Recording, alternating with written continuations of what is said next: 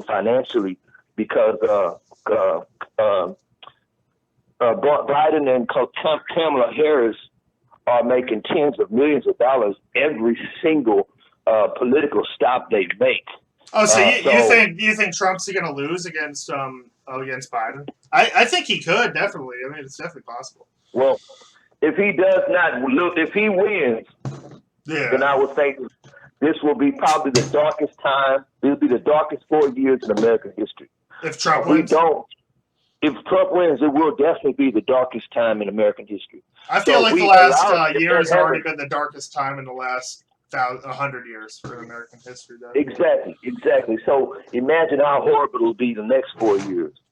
It's just going to be gut wrenching. So I really wish he would just go ahead and just give up and just let them go ahead and just go ahead and go. I bet he would get a lot of respect from a lot of people if he went ahead and just stepped down. Just resign like Reagan or whatever. Yeah, I mean, I'm telling you, if he would just say, he would gain my support again and my respect. If he just went ahead and said, okay, I apologize for the mistakes that I made, the things I said, some of them are irreversible, and as a result, I want to leave the American seat with a good taste in America's mouth.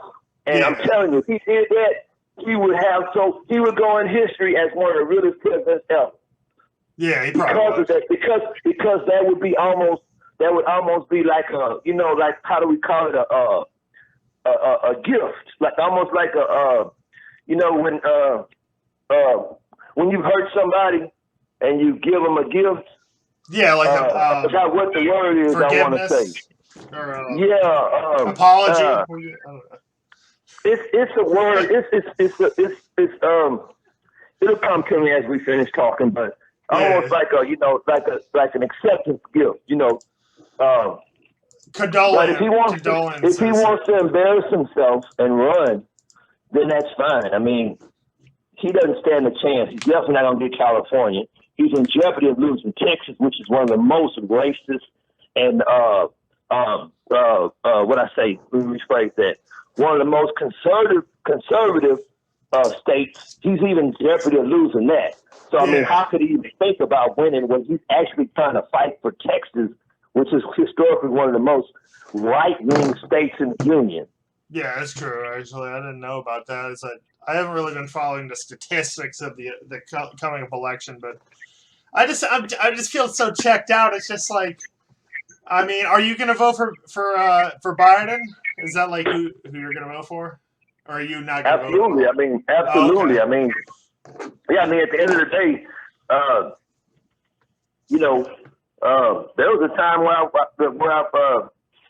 before all this horrible stuff happened, I wouldn't say I was Republican, but I just didn't agree with all the things the Democrats were saying. Yeah. And I was kind of like a moderate. I was kind of like a right-wing Democrat that could have went either way. But now, with all of these things going on, I've actually turned more of a left-wing Democrat.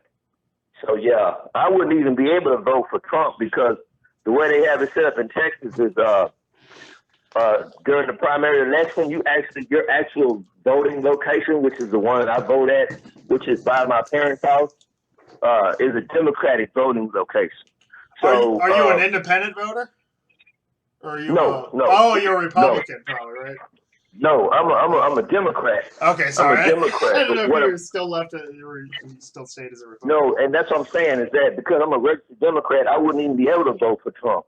Okay. Because there's where I vote is automatic straight. It's automatic straight Democratic ticket. I'd have to go to another location to vote Republican.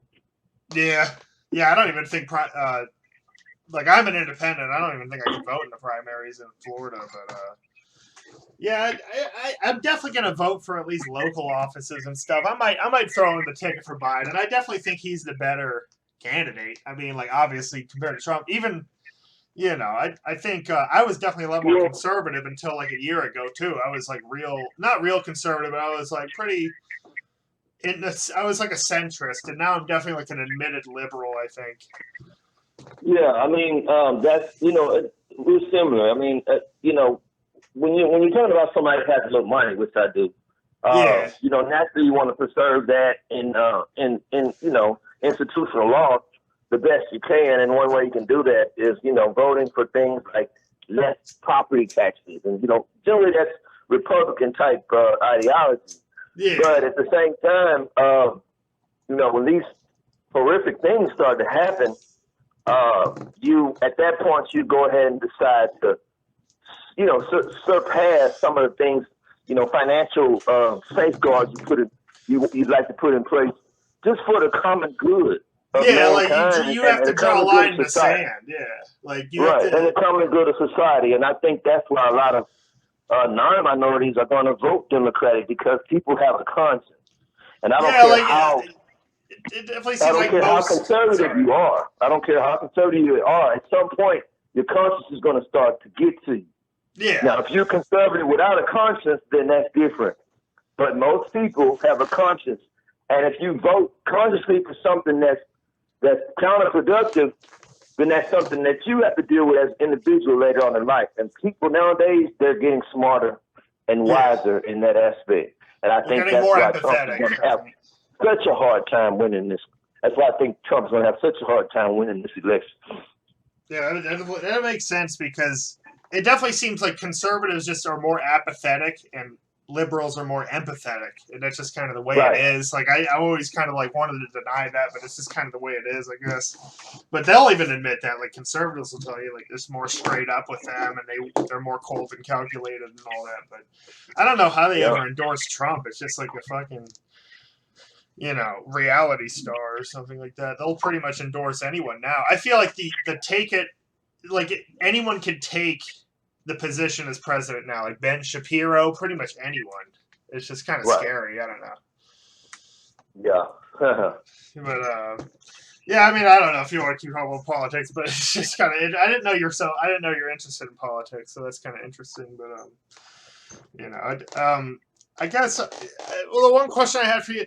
I saw on your Instagram or on your Twitter, when I was on your Twitter, this thawed thing. Are you still doing the thawed thing? Yeah, I'm still doing the thawed thing. And that's, just part of my journey. Yeah. And I think you said it's a journey. I noticed that. Yeah, I think at some point, people will start to join in with me on that journey. Because do you have weight issues? Is it like, because I definitely have like weight issues, and like would that help me if I did thawed, or should I just like lose the weight like naturally? Well, I tell you, man, I will say this, because I noticed it seems that you work out anyway. Like you're not really fat or anything. That like I don't know, for your age, especially, you're in pretty good shape. And that's one of the reasons why I got into rap, because I knew as an artist in the public eye, I'd have to maintain some form of figure. And so it's kept me, healthy at least. Yeah. In that aspect. And so, yeah, that's part of me keeping healthy, is that staying healthy. And at the end of the day, like I said, my time in the public eye, I feel it's not yet come, but when it does come, I want to make sure I'm totally ready. My body's looking good. Everything that the public, that the industry wants to see, that they're not seeing in artists right now. Yeah. I want to make sure that they can see in me. So yeah, I stay in shape, man. I work out every day. I'm AKA the best body in the rap game. No one knows that because I'm barely ever seen, but at some point I hope that I will be. I think a lot of people see you and stuff. I mean, you got a couple videos of. A lot of your new videos have a couple 100,000 views, and you have a video with almost I think 2 million views or something like that. Yeah, and actually I've just released a lot of new 4K footage of myself, and so that's gonna hit the video waves real soon. 4K on YouTube? So, yeah, it's going to hit YouTube soon. I got some editors working on some stuff. And so, yeah, at some point, man, I want to be able to be on, get this 300, 600, 700 million views some of these rappers are getting.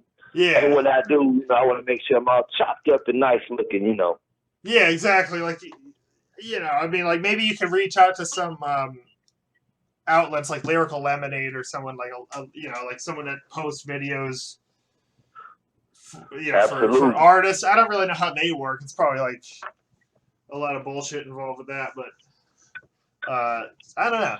But have you ever thought about being in a podcast, like me and you, or like me or you and like someone else doing like a podcast? As it kind of like No Jumper or something like that? Have you ever listened to No Jumper? Yeah, I've considered it, man. That would be rad. One of the things I've been having a difficult time with is time management. Yeah. It's got a lot of things going on, and then with this real estate company I own, there is a possibility that I will be in the trade symbol soon. And as a CEO, the time consumption is going to be substantial, and so I don't know exactly how I'm going to work my time management. I do know that at some time I do want to teeter my time, not necessarily over 50% to the real estate side, but a substantial amount of time to the real estate side, because the real estate business that I have is not only just for my pockets to get really, really fat, but it's also to help people. Yeah. The premise of my real estate company. The premise of my real estate company is to assist underprivileged persons in moving to a new location at low cost. And right now, with this corona and uncertainty of living situations and uncertainty of how people are going to get to point A and point B, and people having to move now, and people not having the money to move. Now is ideal. It's a good time for my company to go public and help people. And so I think so too. Dedicate a lot of my resources and time to that, including having to divert some of my rap career time to it. Yeah. It's like a lot of rappers,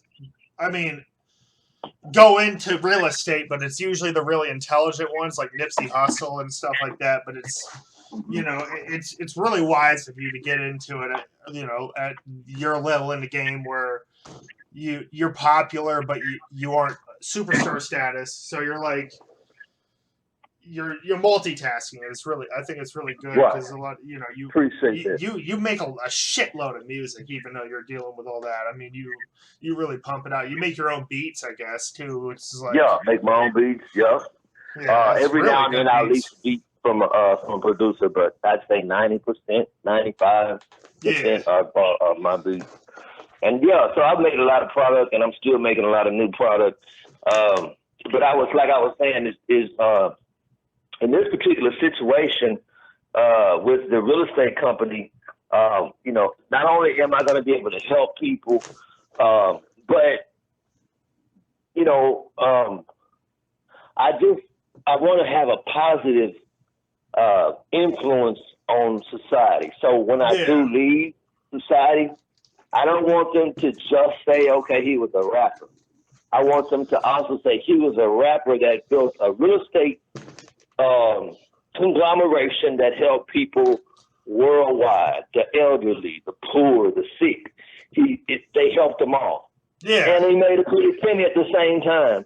And then maybe, once I do get my first trillion or, 100 billion, I can give half of it right back.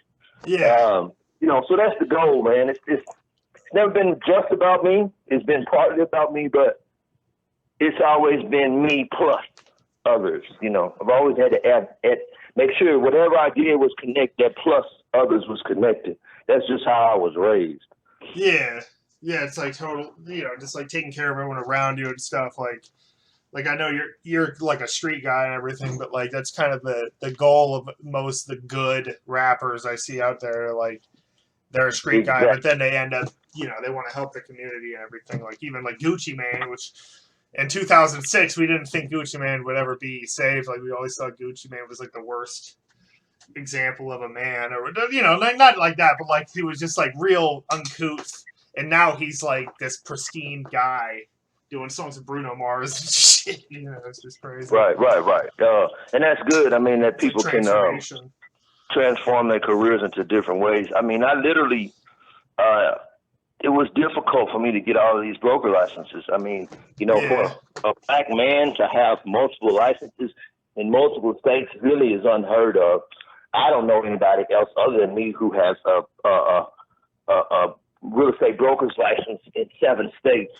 And the only reason why I did that was because I have to have this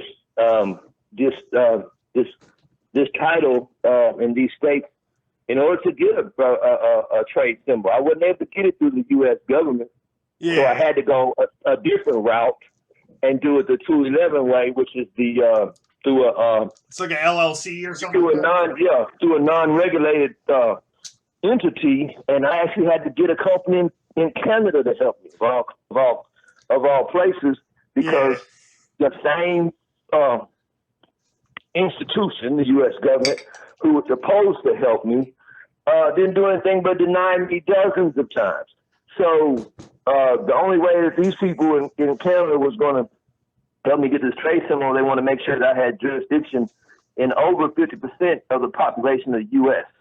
And so with the states that I have now, California in particular, and Texas, I've just broken that jurisdiction barrier. So now when I do get the trade symbol, then we'll be able to advertise to over 50% of the U.S. population. Of course, we plan to go, worldwide with it, but the first step was just to get that basic jurisdiction. So that's done. So again, it's not something that's easy to do. It's very difficult. I've been working on these things for years, getting these brokers licenses. So when you say worldwide, do you mean like other countries, like are you familiar with like Akon and like how he's in Africa and like doing this business in Africa? Would you want to do business in like other countries like Africa or like? Yeah, everywhere. That's the goal. Is to get like Airbnbs going and stuff. Yeah, I mean everywhere. That's the goal is to provide low cost realty and moving services for every country in the world. Bottom line is you have people that just can't pay to move where they live, and so they have to stay there regardless of what the conditions are. And so a company like mine can step in and say, "Hey, guess who's going to pay for your move?"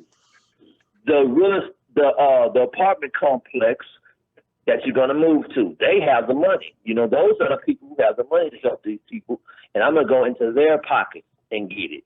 Yeah, because a lot of them, that's the whole point of it. The last 6 months, a lot of people haven't been able to pay the rent, and I noticed a lot of apartment complexes will like let them not pay the rent, but they'll be like, "Oh, well, you have to pay it back" and all this shit. But it's just I think they should definitely pardon it. Like a lot of people were saying, at least for the first 2 months of the coronavirus, it was pretty dumb that they didn't pardon checks. Yeah, I know what you're saying. Well, the way we operate. And I'm the only country that does this, and I started this idea back in 98, 97. What we do is, let's say somebody lives in a house, and they want to move to a better neighborhood or a bigger house, but they don't have the money to move to that bigger house. Yeah. Well, guess what? Guess who has the money to pay us to move them into that bigger house? The bank, probably. Well, hopefully. The people who are selling the bigger house. Yeah. You see what I'm saying? Same thing. They're going to sell their house for $300,000. Well, let's take $3,000 of it and pay for these people's move. That comes out of our commission as realtors. It comes out of our real estate commission. But at the same time, we're not only making a profit, but we're helping somebody move to a better environment, a better life. Same thing with apartment. Somebody moves from one bad apartment to a better apartment, but they don't have the money to pay for the move. We, as a real estate entity, we get a referral check from the nice apartment complex that they're moving to, which is probably owned by somebody who's financially, historically privileged, and so we're going to get the money for that move from out of that person's pocket. And so I think that's one of the reasons why the government was so was not so helpful with our growth, with our organization, because we were kind of going to end up shaking the foundation of the way this place was built. Yeah. And so they've given us a hard time, but we're moving forward regardless. They do that a lot. Yeah, it's like they try to stifle your, like, pretty much the government taxes anything, but they also, when they can tell anything like an electric car or anything that's profitable, they just shut it down pretty much. But I don't know. Well, it's just crazy. The bottom line is, it's time for an overhaul. It's been due. The government overhaul has been due for years, centuries, decades, but now because of recent events, it's being pushed forward. And that's from the presidential seat all the way down to the, to the director of the CIA. Yeah. It's got to all be overhauled. Now we're talking about the Senate. We're talking about the jurisdiction. We're talking about the legislation, the laws made by the legislation. They're all about to be overhauled now, and they have to be. And the only person who's going to fish in that overhaul, in my opinion, and to force that overhaul is God. Yeah. God because himself. It's got to be somebody of supreme authority, or a prophet that's ordained by God, or something like that. Maybe like it's going to have to be. It's going to have to be.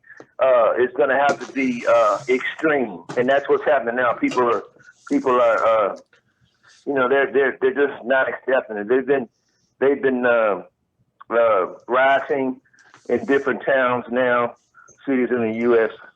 since this whole thing started, and it's not going to stop. Because people have just gotten fed up, and it's just not acceptable anymore. And I don't know if it's because maybe some of the older generation is starting to pass off that had that old style of thinking. Yeah. And the new younger people are coming in with a more liberal and more inclusive, type of thought process. But regardless of what it is, it's a good thing that it's happening now. Yeah, I agree. I mean, look, what race, not race of people, but like what majority or minority of people, like, what do you think is to blame here? Like, mostly, is it just white males, or is it like Jewish people, or is it? I mean, like, I keep hearing a lot of people blame. I wouldn't necessarily say that it's anything. If there's anyone to blame. Yeah. What I would just necessarily say is that there's been a foundation. Do you think it's like poor versus rich more, or like less than race? Yeah, that's what it is. That's what it is. It's poor versus rich. It's been and it's been a foundation that was built and it's been acceptable up until now because let's let these people run things because they got all the money. But now there's people that are getting money that have a different thought process than that. And so as a result, these things are starting to happen. But no, I wouldn't really necessarily say it's just one group of people. It's just, I think, at this point in time, people have got to take a look at themselves and where they fit in the picture and how they can help. And one way you can help is to actually help. If you're just sitting there doing nothing about it and you're kind of being, passive about it, then, of course, you're being a part of the problem. Even though, passivity is still a part of the problem. Now, if you feel like you can't find your place in this situation, and then go and find it, look for it, then that's, you're not being passive and you're helping the situation. So I think, like we were saying, the foundation was built on passive people who are just going to let it just go. It's fine. It's working. It's getting the bills paid. Everything's okay. But it really wasn't. It was just a big curtain pulled over everybody's eyes, including the people who thought that everything was okay, and that were just sitting around doing nothing about it. So now there's this new awakening. I think people are finally gonna, do something about it, and maybe that does include white people that were actually going to help the process instead of just instead of just accepting the process that they may have assisted founding or their forefathers may have assisted founding. Regardless, everybody has a place in this new movement, and so it's just up to us to find where that place is. Yeah, so I definitely know. Like, I feel guilt for like ancestors that I have that I know are extreme racists in my family, like grandparent or great grandparents and stuff. Just hearing stories about them, and it's just like, yeah, it definitely makes me want to do more. And I definitely hear that white people are the majority of these Black Lives Matter protests, but it kind of makes sense because 13% of the population is black. But it's definitely more than 13% that are at those protests. I think it's like, I mean, it's a good mix. But well, again, we talk about, and it's really nobody's fault because at the end of the day, what people were doing back then was really trying to survive. I mean, there were certain things you just weren't allowed to do, even if you wanted to. You weren't allowed to walk this. If you were white, unfortunately, you weren't allowed to walk a black old woman across the street who had a walker. Damn. You could do it, but it just wasn't socially acceptable. Yeah. Now it is. So you're talking about the change of time, and so we can't blame, anybody in the past who didn't do as much as we would have liked. All we can do is just take up the slack. Yeah. The slack that they missed. So if they were over aggressively, racist, we feel, then we've got to be over aggressively anti-racist. However we feel like we can make up for the wrong, that's just how we got to do it. Yeah. And that's on all levels, all races, everything. And like you were saying, 13% are African Americans, and I don't know how many percent is Hispanic, but it's a lot. And I see a lot of Hispanics out there for sure. Yeah, and now I live near Orlando. I've seen a couple out there, but I live kind of in an area where there's not that many protests. It's just in Orlando, which is like an hour away. Yeah. But, it would be nice to see more in Brevard County because there's definitely a lot of bullshit around here. Just a lot of racist shit. Florida's, I don't know. A lot of these southern states are just incredibly racist, and I know you probably relate to that because I'm sure Texas is a similar state where it's just a lot of hidden racism, and it seems like the racists were more, you could deal with them more when they were outward, and now they're passive aggressive and hidden. Like, and the key is it all. It started a long time ago, and now we're trying to fix it, and we can. Union states. We're talking about states that historically, just don't have that type of racism. And so what I'm doing is actually starting to touch bases with these states. I've been in Texas most of my life, which is extremely conservative. I mean, I hate to say it, but like you say, subtly racist state. In other words, covertly racist. Yeah, covert. Tennessee, Mississippi, they're all connected close to me. These are states historically that, you look back in the days, there was horrendous acts of social injustice. And so now it's been covered up by an administrative board, by CEOs, by rich people. It's the same racism. It's just been covertly disguised. With a conference room, with a boardroom, board members, trustees, all these things is what we have to counteract. And it ain't going to be easy because people are going to hold on to power, whether ill-gained or not, at all costs. Yeah. But we have to go in and take back the things that were taken. And it starts with us. It doesn't start with anybody else. It starts with us. We have to do it. We can't expect anybody else to do it. We have to do it. And I agree. We do it individually, one day at a time, but with a progressive and a strong forward front that does not tire.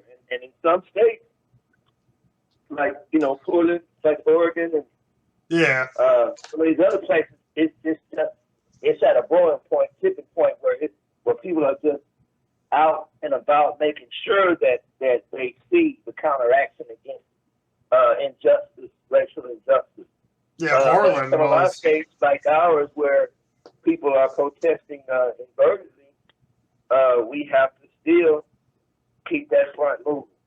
Yeah, it's like Portland and all this. A couple other states are like a war zone right now. But it kind of it definitely makes sense. I think like it's. Do you know what? Think about it.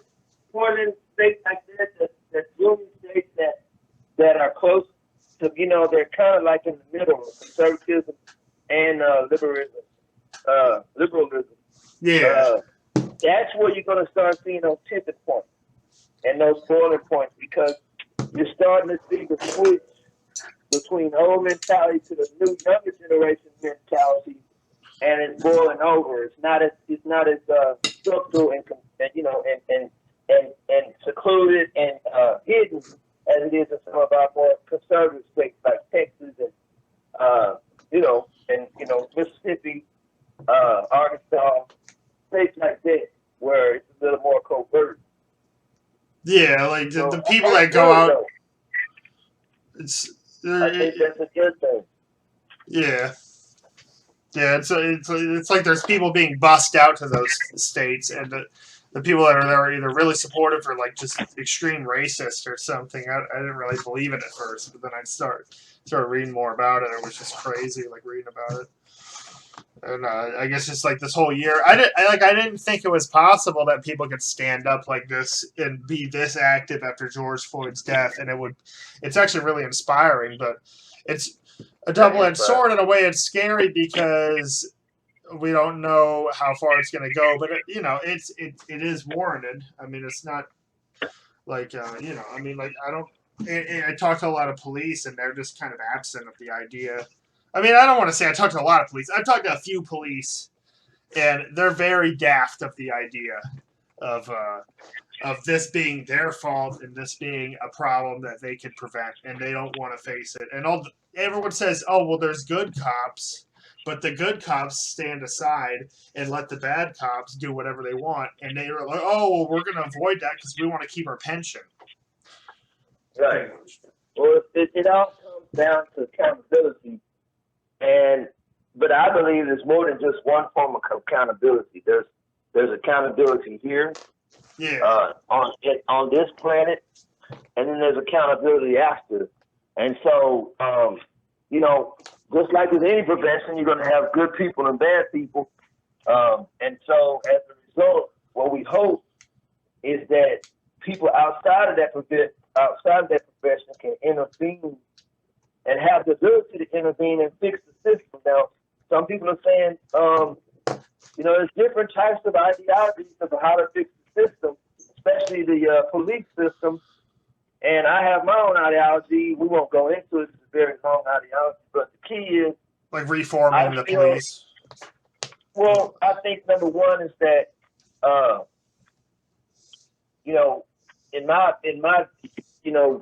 me personally, I've been pulled over so many times. Yeah. And I've been handcuffed so many times. Statistically, if you compare me to, say, your typical white male, the numbers would be just extremely staggering and very upsetting.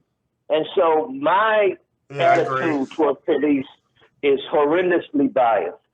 And for a good reason, though. I mean, you're biased. It's like saying you have a bias towards pedophiles. It's like, yeah, obviously, you're terrible people. Yeah. I mean, but you got to understand that's because of what I've been through with them.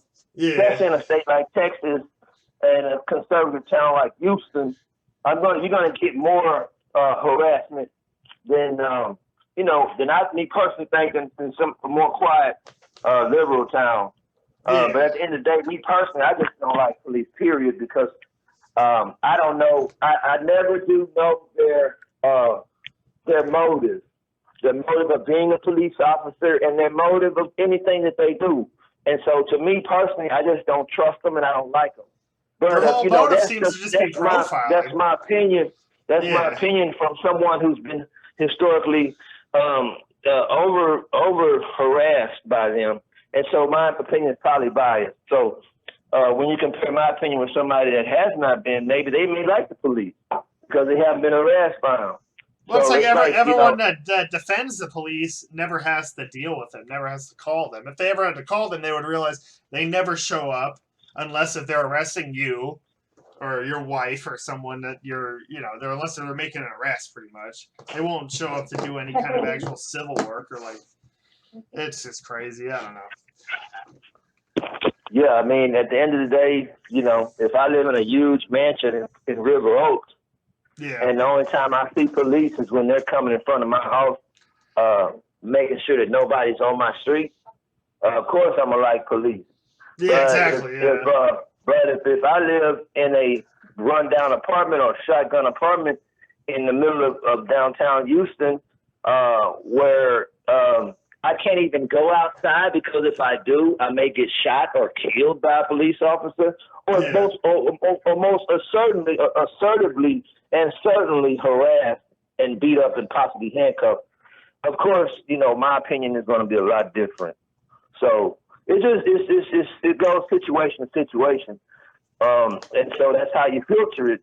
But again, a mature and I think responsible person is not just going to look at the police from the bubble they're looking out of, but they're going to look from the outside looking in. Yeah. And if you look at the numbers, nationwide, black police officers are 8 times less likely to involve themselves with some form of negative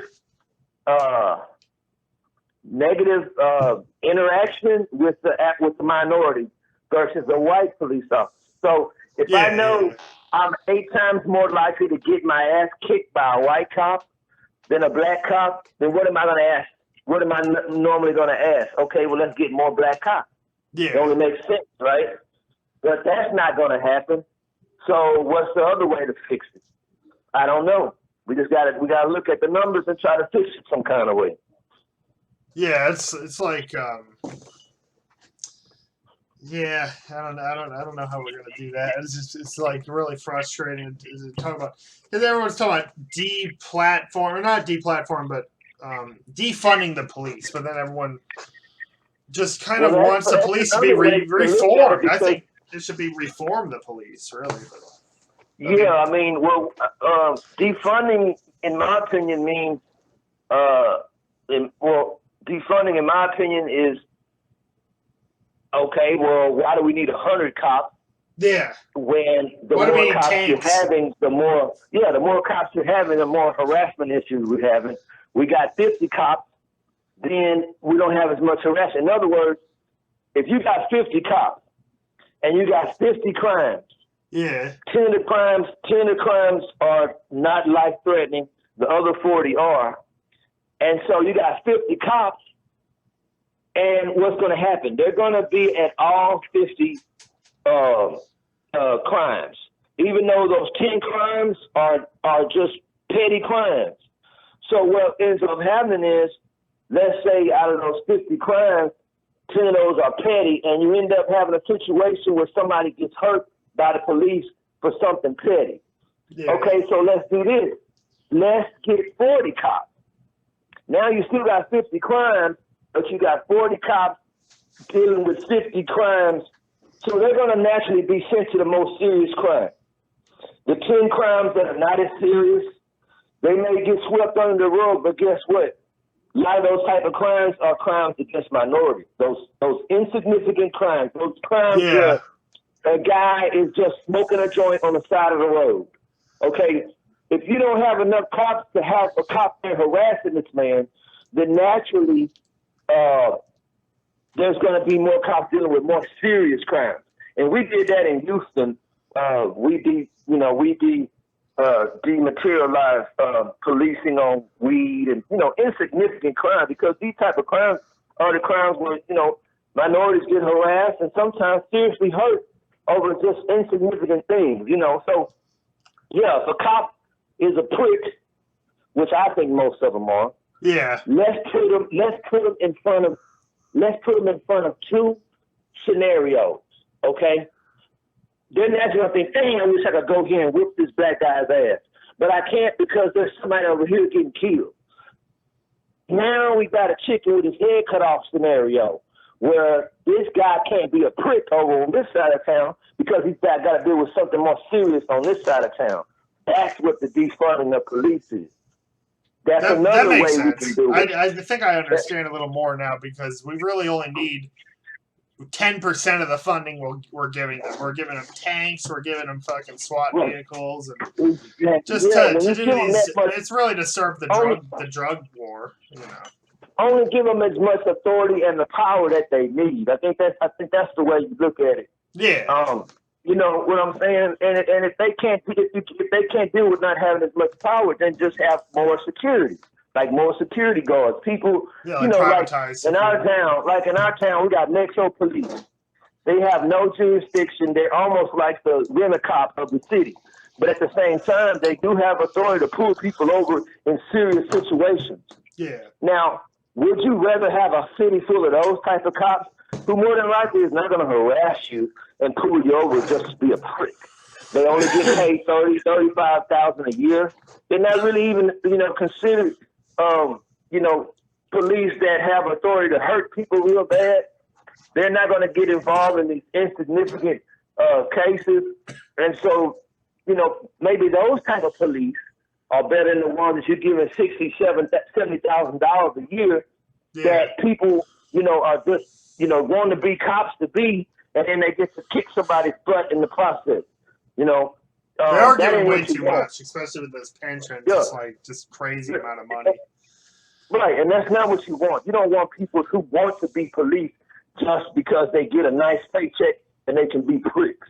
Yeah. You want people that are going to be police, that are going to be there for a job, but they're not going to be so serious about their job that they're just going to harass every person that they come across. Yeah. You know, if you're not paying somebody, that's just if you're paying somebody $50,000 a year, of course, they're going to think, well, I better do what I got to do to keep my job. I got to make sure that I pull over as many people as possible. If you're paying them $100,000 a year, they're going to do whatever they got to do to keep that money coming in. You got somebody paying them $30,000 a year, they're not going to be driving around town like a fool trying to pull everybody over. You ain't paying them enough. They're going to do the basic work that a cop is supposed to do, and that's what you want. Somebody that's going to do the basics just enough to keep the crime level down, but not too much where they go too far. So defunding is a good way to accomplish that. Yeah, I think so too. I mean, like, it's just a lot of words. I think a lot of people are turned off by the word, I guess, but it's really it's a lot of different word, terms. I guess reformatting or, but reformatting. I guess I did notice you had a lot of albums that were like very anti-police, and I can't remember exactly the name of the one. Something about shooting a dead cop or something. I can't remember offhand. There's a lot of them. But, like I said, it was before all this too. So this is like your time, I think, like to be political and make political music. There's not enough political music out there. I think like industrial's dead, punk's dead, political music's dead pretty much. I don't know. I've been saying all of this stuff since 1997. That's what's so funny about it. People are now starting to realize I've been saying all this since 97, 98, 99 about how police are completely out of control. Something's got to be done about it. The whole United States government is out of control. Something's got to be done about it. And I've just always had an I don't care attitude because, again, I'm not afraid of the U.S. government. I'm not afraid of FBI, CIA. I'm not afraid of any of them. And if I was just as big as a Drake or a Kanye West, I'd be saying the same thing. And the reason why is because, the point is that at the end of the day, I'm responsible for what I say and what I do. And if I can say something that's going to help the life of somebody else, then so be it. Even regardless of what the repercussions are just temporary. They're not forever. So I'm prepared to deal with whatever repercussions. So I've always been frustrated with police. They pulled me over. I think this last year was the last year that I wasn't pulled over once a month. Yeah. I mean, it's last year. This year, I mean, 99, I was pulled over multiple times a month. It was just normal. I was just used to it. I was able to talk my way out of a lot of things, and get my way out of, talk to cops. And I've always been respectful when I get pulled over. And that's part of that is fear, and self-preservation. But at the same time, in the back of my mind, I remembered each incident, and I just lost all respect for them because of it. And so I've never held my tongue in situations where I'm talking about them, and I don't think I ever will until the system is repaired. So that's all it is. They just don't do any. I mean, like we pay so much for them to do stuff, but every time I need, like, I don't know, I call them for whatever, I don't know, or like not even me calling them, but like every time I deal with them, they're never helpful at all. It's just the weirdest thing. It's so fucking funny. Right. As a citizen, it's just like really frustrating, I guess. Yeah, but like I say, that's why people take it into their own hands. Yeah, with every situation, man, all we can do is pray about it. I've been significantly praying about this whole scenario. Yeah. And I really feel like there's going to be light at the end of the tunnel, just for everybody's sake, just not minorities. I mean, for everybody's sake.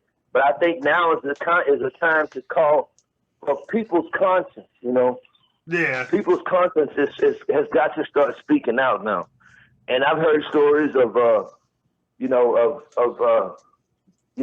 different things happening with in Portland, where the government is driving down the street, putting people in cars, shooting people with rubber bullets. and taking them to jail for no reason. Yeah, I mean, they're unidentified too. They don't have name tags. They don't have any identification on the cars. Well, see, that's not right. It's not part of the Constitution.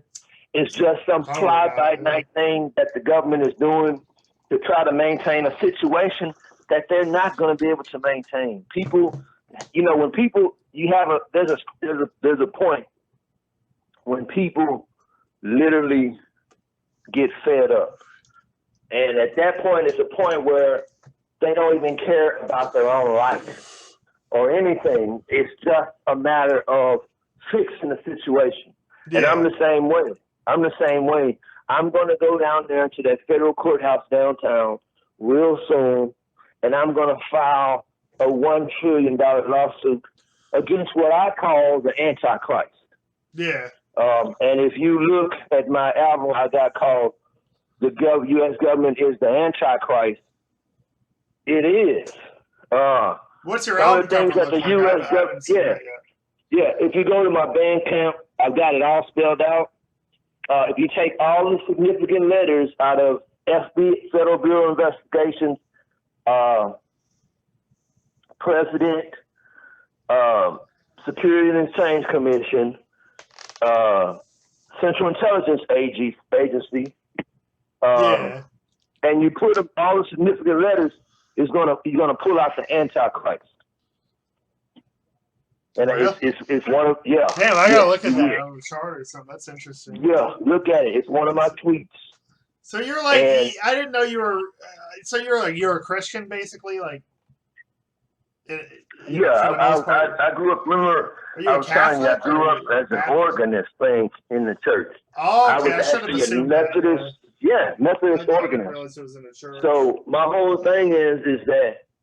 I grew up around a couple Methodists. The system is flawed, and it's going to be fixed one way or the other. Yeah, I agree. I think it's just a matter of time. I mean, people hold up the government and what they do, and they're only like less than 1% of the people. So it only takes a matter of time. But it's just so much. It does seem like there's a lot of just people that are willing to take whatever the government says and run with it. Like, Well, you know what's weird? You know what's weird? Yeah. When I graduated from high school, I graduated at 17, and I actually had an offer from the Central Intelligence Agency to work for them. And the only reason why I didn't start working for the Central Intelligence Agency was because I was too young. I was 17 years old, yeah. And they told me that I needed to be 18 to actually, they recalled the offer and said they made a mistake and that I was too young. But if I wanted to still work for them, to contact them at 18 years old, and they would bring me aboard. And I didn't do it. Ended up going to college and getting into business. But I could have worked the system from the inside out. But now what I want to do is work the system from the outside looking in. In other words, I want to make a call out to everybody that's in any government agency. If you're a good person at heart, now's the time to get out. Yeah. Retire, and get out. That's it. You know, FBI, CIA, SEC. You're a cop, pretty much. The cabinet of the president. Yeah. If you are a good person, if you have a heart, if you have a soul and a conscience, get out now. You know, it's the same thing with the police. If you're a really good cop, you feel like you're a good, because I believe out of every 1,000 of them, it might be one good one. If you feel like you're a good cop at heart, and so get out now. Now's the time to just stop the gun, say I quit, I don't want to be a part of this worthless organization, and leave. And that's the call for everybody, because now's the time for people to fix their situation. And if you don't fix it now, it's not going to get fixed, because, in my opinion, this corona situation, it's not going to get any better. It's going to get worse and worse and worse. The economy's going to keep getting worse. And now is the time for people to fix themselves in that situation before it's too late. And that's just that. I've been saying this. I think it's going to get definitely worse. I've been saying this since '98, and I hope now people are starting to see it. They're gonna finally, do the right thing and take themselves out of any situation that is not productive. Socially, productive socially and societally. Like, I mean, you sound really aware. I agree totally. It's just you definitely sound really aware of everything going on, like the social, your social footprint essentially. And it's just, I was wondering if do you quarantine right now? Are you wearing a mask when you go out, or do you? We're in Houston. That's the thing. In Houston, you pretty much have to. Yeah, we just passed a stay-at-home order. The only way you can leave home is if you're going for something essential like food. And our school district, our main school district, where all my kids go to school, are not going to school right now. They're all going to be doing distance learning, over the internet when they do. But I don't think that's acceptable, because they're sending all these teachers down here to the schools. Yeah. Because they don't have the money. And it's the same thing. I've been saying it. The United States government, they don't care. They are sending these people down to the school, these teachers. They know good and well these teachers don't have no other choice but to go down there and work at their school. And so they send the teachers down there. The teachers are going down there co-mingling with other teachers, and it's just a little hug for Corona. They're taking that Corona from the school back home. And so as a result, the Corona is just getting big. It's just growing here in Houston and many other states that are trying to have school right now. It's ridiculous that they would kill these people like that. Yeah, what they need to do, for sure. What they need to do is they need to have these teachers conduct their school at home. Yeah, that's I agree. Teachers, they make the chalkboard on their living room wall, right? Yeah. And they do remote learning from their own home. That way they're self quarantining, and everybody is self quarantining. Nobody's interacting. But the problem with that is the school system is too cheap. Yeah. They don't want to pay to remodel these people's homes and have that type of thing because they know it's going to cost a lot of money. But at the same time, it's going to save, hundreds of thousands of lives. So the whole system, man, that's what I'm saying. The whole system needs to be redone. And I think, again, it's a part of the Antichrist, the government, where they don't care what happens to people. And they're not going to care because what's happening to people that's dying is minorities and people that have low income, like teachers, or that people that don't have substantial income. Everybody who's thriving are the CEOs, the business owners, the people that live at home, sitting at home, in $1 million houses. Those are the only ones who's benefiting. And guess what that is? Yeah. That's the government. That's the senators. That's everybody that has a seat in the government. You know how much I don't know how much the average income is of somebody in the government, but I know it's well over $100,000. Oh yeah. So it shouldn't the government ain't gonna change that. They're not gonna change that. Yeah. But they're gonna do, okay, well, let's let them all die off. When they die off, we'll still have all our money. Plus, they're gonna do speeches and get money from that and shit. But yeah, they should give. They should be the ones responsible for reparation and all that. It shouldn't be, I mean, I guess it should be taxpayers a little bit too, but mostly it should just be, the people in office, because it's the same families that run the shit anyway for the last, 50 years, 60 years and shit. So I don't know. I mean, I mean, what do you think about Kamala Harris entirely being a police officer? Do you think she was a corrupt police officer? I've been hearing like she was a corrupt cop when she was a cop. Joe Biden's VP. The powers that be, anything positive, anything progressive, anything that's going to fix situations and make a better tomorrow. Yeah, they naturally just gonna shoot it down. And they try to do the same thing with Obama. They try to say this man was a Muslim from Africa. Yeah, Hussein. Ridiculous. Yeah, I mean, he's a Muslim. He's an extremist because his name was Hussein or some shit. Yeah, I mean, at the end of the day, all of these horrible things are going to be said, and what I'm hoping is that people are wise enough and they're smart enough to see through it.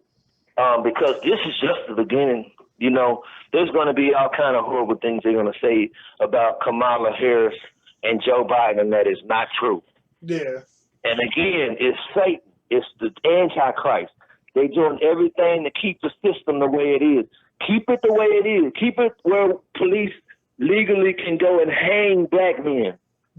Out in the open, out in the open in front of millions of people. Let's keep it this way. That's what a lot of people Do you really think? Does anybody really think something as despicable and horrific as that would have happened if Kamala Harris was president? There's no way. There's no way in hell. David, I don't think she would be. I don't think she would be a bad president, VP. I mean, but that's my point. The history. My point is, she wouldn't let it go. It wouldn't happen. It wouldn't have happened. It wouldn't have flew. Those men who did that would have known that was not acceptable, and they wouldn't have got away with it. But with Trump, they say, hey, well, maybe we can possibly get away with this. So let's just try it and see. That's the whole point, is that the system, the Antichrist, Satan, is going to do everything he can to keep positive things from going. Yeah. So they're gonna try to say everything they can. They're gonna try to say that Joe Biden is too old to be president. They're gonna try to say that Kamala Harris was this and that. She was a crook. All of these horrible things they're gonna try to say. And this is just the beginning. But if people have a conscience, that's what I was telling you. It's not about black or white no more. That ain't what this is about anymore. And if somebody thinks it's like that, then they blinded too by the Antichrist. Yeah. It's not a black and white no more. It's not about black and white no more. What it's about is the human conscience. Yeah. It's about the human conscience. If you know good and well, this black person is going to solve the human conscience, or this white person is going to solve the human conscience, you need to vote for this person. If you don't, you're going against the social conscience, the right social conscience. And guess what? You may vote against them and they still win. And guess what? You still dealing with a poor social mentality.